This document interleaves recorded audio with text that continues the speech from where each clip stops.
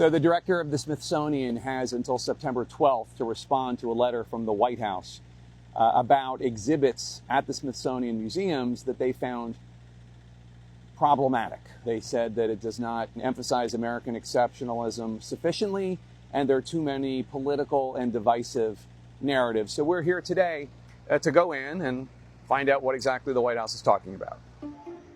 The White House says this part of the democracy exhibit is about demonstrations, and they say it's only leftist causes. And it's true that there are a lot of progressive and liberal causes here, but there are also a bunch that are decidedly not. There's Give Me Liberty or Give Me Debt. There's that Buffalo, New York sign against forced busing. Secure our borders now. Over there, Stop Abortion now. There's a demonstration right there on the TV. It's a Tea Party rally. We saw a gun rights rally there earlier. So their complaint about this is not accurate.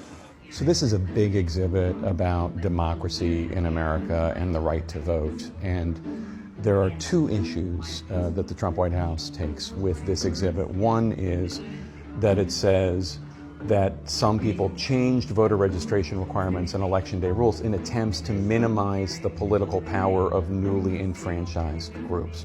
By stating that as a fact and not an analysis or an interpretation, the Trump administration, the Trump White House is saying this is a leftist narrative. We're here in the Hall of the American People, and the issue that the Trump people have with this exhibit, we're not exactly sure. It is a replica of the Statue of Liberty, obviously, except it is an agricultural worker. This is from a Seminole or a Immokalee tribe protest for higher wages 25 years ago.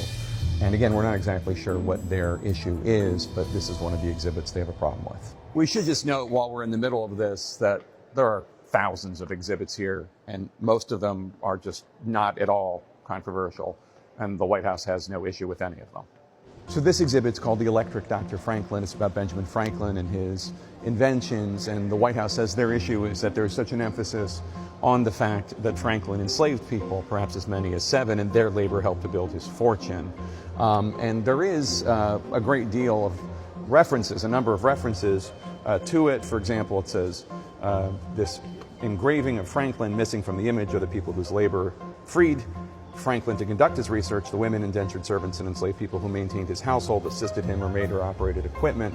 And you know, there are references throughout this exhibit, not the entirety of it, but about the fact that enslaved people helped build his fortune and may have participated in his research. So that's the White House issue, that there's just too much about the slaves and not enough about Benjamin Franklin. This exhibit is about Title IX and women athletes. It has Naomi Osaka, the tennis star, and Sam Ewis, the soccer star. The issue that the White House takes has to do with Leo Baker, the skateboarder identified here as identifying as trans non-binary.